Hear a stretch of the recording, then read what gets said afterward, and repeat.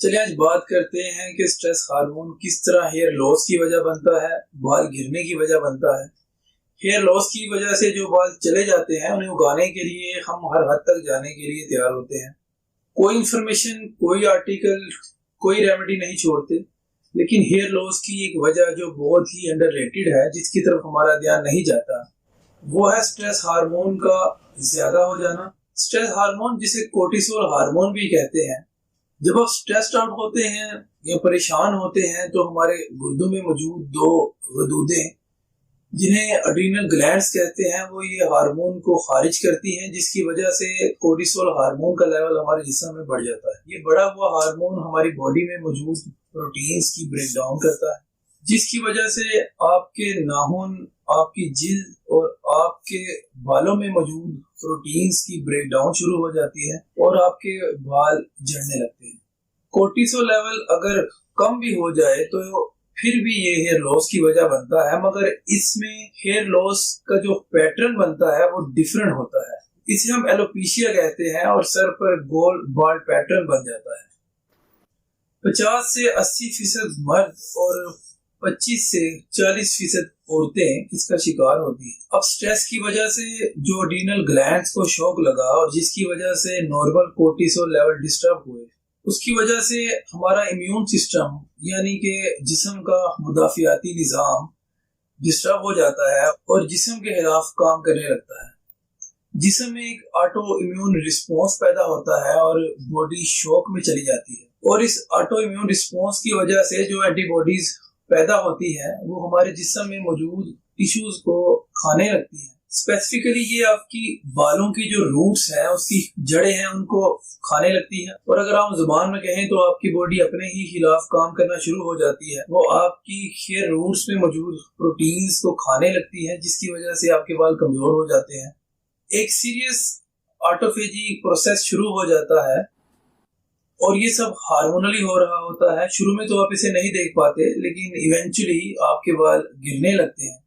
Hair loss की medicine आपके sir में ऑक्सीजन और नाइट्रिक ऑक्साइड की मिकदार को बढ़ा देती है, ताकि खून का बहाव बालों की तरफ ज्यादा हो और बाल गिरना बंद हो जाए। और इनमें से कुछ मेडिसिन आपकी बॉडी में मौजूद एक एंजाइम 5-अल्फा रिडक्टेज को टारगेट करती हैं और इसके लेवल को कम करती हैं, इसकी प्रोडक्शन को कम करती है, जिसके नतीजे में टेस्टोस्टेरोन हार्मोन DHT में तब्दील नहीं हो पाता। DHT बेसिकली टेस्टोस्टेरोन हार्मोन की एक पावरफुल टाइप है, और जब DHT का लेवल बॉडी में ज्यादा होता है तो ये आपकी स्किन में मौजूद डर्मिस लेयर पर अटैक करता है और इसे कमजोर करता है, और इसके नतीजे में डर्मिस लेयर सख्त हो जाती है और हेयर फॉलिकल्स सफोकेट हो जाते हैं। वहाँ खून की गर्दिश कम हो जाती है और न्यूट्रिएंट्स बालों की जड़ों तक नहीं पहुंच पाते, जिसकी वजह से फाइब्रोसिस का अमल शुरू हो जाता है। ये हेयर फॉलिकल्स में कैल्सिफिकेशन की वजह बनता है और इसके नतीजे में बालों की जड़ों में कैल्शियम इकट्ठा होना शुरू हो जाता है, जिसकी वजह से बाल उग नहीं पाते। हेयर लॉस के शिकार लोगों में 5-अल्फा रिडक्टेज का लेवल ज्यादा मिलेगा और जिसकी वजह से अल्टीमेटली DHT का लेवल भी उनमें ज्यादा ही मिलेगा। और जिन लोगों में 5-अल्फा रिडक्टेज का लेवल कम होता है वो हेयर लॉस से बचे रहते हैं।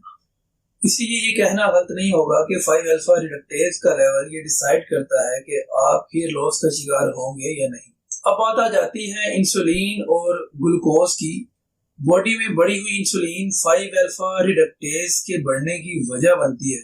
इसके अलावा औरतों में PCOS यानी पॉलीसिस्टिक ओवेरियन सिंड्रोम, जिसमें प्रोजेस्टेरोन का लेवल कम हो जाता है, उसमें भी 5-अल्फा रिडक्टेज का लेवल बढ़ जाता है।